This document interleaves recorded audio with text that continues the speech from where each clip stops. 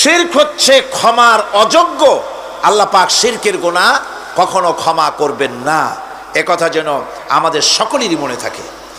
আল্লাহ ব্যতীত অন্য কাউকে ডাকা, কারো কাছে ফরিয়াদ করা, আল্লাহ সমকক্ষ মনে করা সম্পূর্ণরূপে শিরক। আল্লাহ পাক বলছেন, ওয়ালা তাদউ মিন দুনিল্লাহি মা লা ইয়ানফাউকা ওয়ালা ইয়াদুররুকা ফাইন ফাআলতা ফাইন্নাকা ইযাম মিনাল যালিমিন। আল্লাহকে ছেড়ে এমন কোন সত্তাকেই দেখো না যারা তোমার কোনো উপকার করতে পারে না, তোমার কোনো ক্ষতিও করতে পারে না, তোমার কোনো উপকারও করতে পারে না। এগুলি যেমন মূর্তি পূজার ব্যাপারে বলা হয়েছে, এগুলি ঠিক তেমন দুনিয়ার ভালো মন্দ সবটাই হচ্ছে আল্লাহ রাব্বুল আলামিনের হচ্ছেন এর মালিক। সুতরাং ভালো মন্দ সবটার জন্য হাত পাততে হবে কেবলমাত্র কার কাছে? আল্লাহ পাকের কাছে। জোরে বলেন, কার কাছে? দেখুন আল্লাহ পাক তার রাসূলকে কি কথা বলছেন। আল্লাহ রাব্বুল আলামিন তার হাবিবকে বলছেন, ওয়াইয়ামসাসকাল্লাহু বিদুররিন ফালা কাশিফা লাহু ইল্লা হুয়া। আল্লাহ রাব্বুল আলামিন তিনি যদি তোমাকে কোনো বিপদ দেন, তাহলে পৃথিবীর এমন কেউ নাই যে সে বিপদ থেকে তোমাকে রক্ষা করতে পারে বা ঠেকাতে পারে। ওয়াইয়ুরিদকা বিখাইরিন ফালা রাদ্দা লিফাদলিহি। আর যদি আল্লাহ পাক আপনার কোনো ভালো করতে চান, উপকার করতে চান, তার থেকে সেই উপকার থেকে আপনাকে কেউ ফিরায় রাখতে পারবে না। তার মানে হলো আপনাকে যদি আল্লাহ ক্ষতি করতে চান, তা কেউ সেই ক্ষতি থেকে বাঁচাতে পারবেন না। আর যদি উপকার করতেও চান, তাও কেউ ঠেকাতে পারবে না। ভালো মন্দ যেটাই হোক সবটার মালিক হতেছেন আল্লাহ পাক। কে মালিক? আল্লাহ সুবহানাহু ওয়া তাআলা। এই কথাগুলি আমাদের কলিজার মধ্যে বদ্ধমূল হতে হবে। আমি এগুলি প্রায় প্রতি বছরই শিরকের ব্যাপারে কিছু না কিছু কথা বলি। তার কারণ হচ্ছে মূল আকীদা হচ্ছে আমাদের তাওহীদ। তাওহীদের উপরে প্রতিষ্ঠিত হতে হবে। একটা বিল্ডিং তৈরি করবেন, বিল্ডিংটার স্থায়িত্ব নির্ভর করবে আপনার সিমেন্ট ভেজাল কিনা। সিমেন্টের চাইতে যদি বালু বেশি দেন, পরিমাপের চাইতে যদি সিমেন্ট কম হয় বালু বেশি হয়, অথবা বালুতে সিমেন্টে যদি মাটি মিশানো থাকে, এ দিয়ে যদি কোনো বিল্ডিং তৈরি হয়, সামান্য ভূমিকম্প বা জোরে বাতাস আসলেই বিল্ডিংটা কাত হয়ে পড়ে যাবে, ঠিক কিনা? একটা বিল্ডিং টিকে থাকে তার ফাউন্ডেশনের উপরে, কিছুর উপরে টেকে, ফাউন্ডেশনের উপরে টেকে। অনুরূপভাবে ইবাদতের ফাউন্ডেশন, মুসলমানের ইমানের ফাউন্ডেশন তার তাওহীদের উপরে। তাওহীদ যত মজবুত, ইমান তত মজবুত, আকীদা তত মজবুত। আর এখানে যার অসুবিধা হয়ে যাবে, নড়বড়ে হয়ে যাবে, এই ইমান রূপ, ইবাদত রূপ, তাওহীদ রূপ এই ইমারত টিকতে পারবে না। সেই জন্য শিরক থেকে সম্পূর্ণরূপে আমাদেরকে বাঁচতে হবে। বন্ধুগণ, আমাদের দেশে মানুষেরা শিরকের মধ্যে বেশি মুবতালা হয়, বেদাতের ভিতরে বেশি পরিমাণ মুবতালা হয়। আর এক শ্রেণীর তথাকথিত আলেম এই শিরক এবং বেদাতের ব্যাপারে ওয়াজ করে জনগণকে উদ্বুদ্ধ করে তা করার জন্য। আমাদের দেশে বহুত মাজার আছে, যে মাজারগুলিকে গোসল করানো হয়, মাজার গোসল করানো হয়। আমি কি কোনো বানাইয়া কথা বলি না? এর বাস্তবতা আছে। মাজার গোসল করানো হবে, পীর সাহেবকেও গোসল করানো হবে, পত্রিকায় দিয়ে দেয়, পোস্টার ছাপানো হয়, হ্যান্ডবিল ছাপানো হয়, হাজার হাজার টাকা খরচ করে প্রচার করে লোকদেরকে দাওয়াত দেওয়া হয়। কবর ধোয়া পানি, পীর সাহেবের গোসল করানো পানি।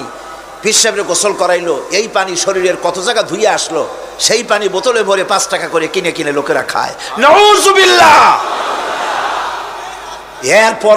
এরপরেও ইমানের দাবি কি করে করবে মুসলমান? দুর্ভাগ্য এই মুসলমানের।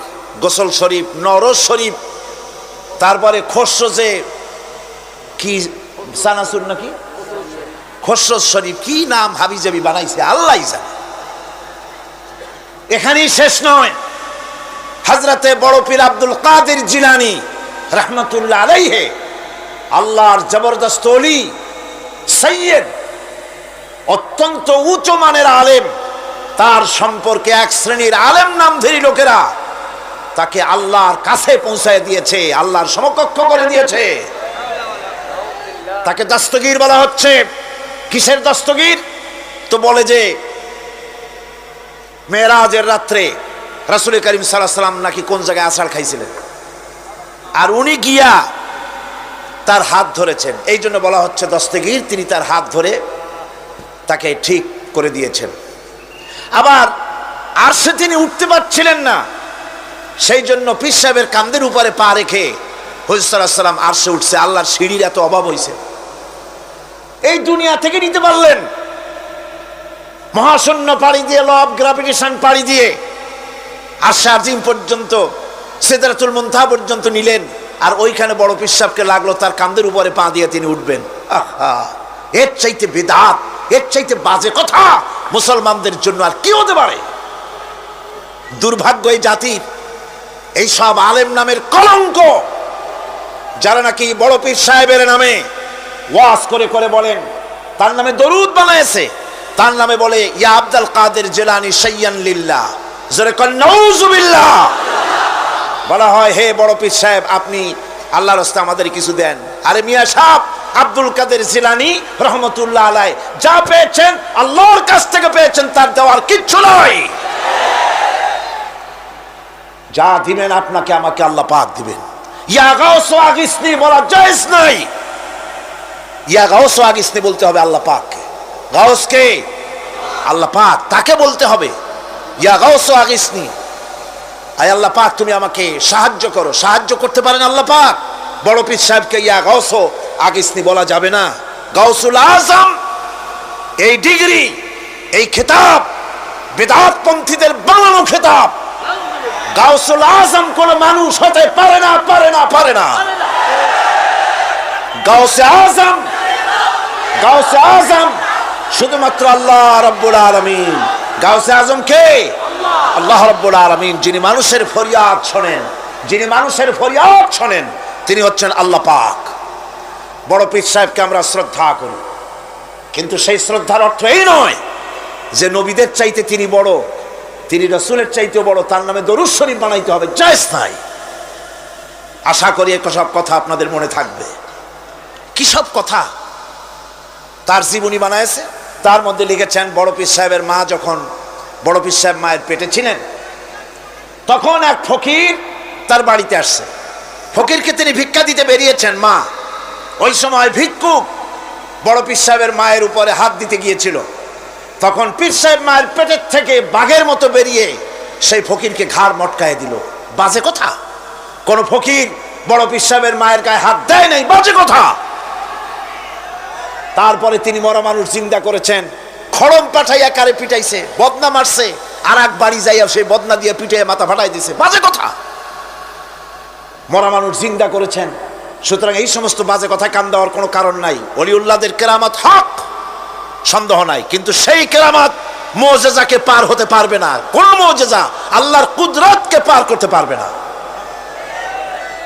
সেই জন্য আমি কথাটা ক্লিয়ার করে দিতে চাই, নফল সুন্নতের উপরে যেতে পারবে না, সুন্নত ওয়াজিবের উপরে যেতে পারবে না, ওয়াজিব ফরজের উপরে যেতে পারবে না, ঠিক কিনা? আলেম ওলামা এর মর্যাদা, পীর আলেম ওলামাদের মর্যাদা হচ্ছে তাদের মর্যাদায় তারা আছেন। এদের মর্যাদা যত বড় পীর হোক, যত বড় আলেম হোক, সাহাবীদের সমকক্ষ হতে পারবে না, পারবে না, পারবে না।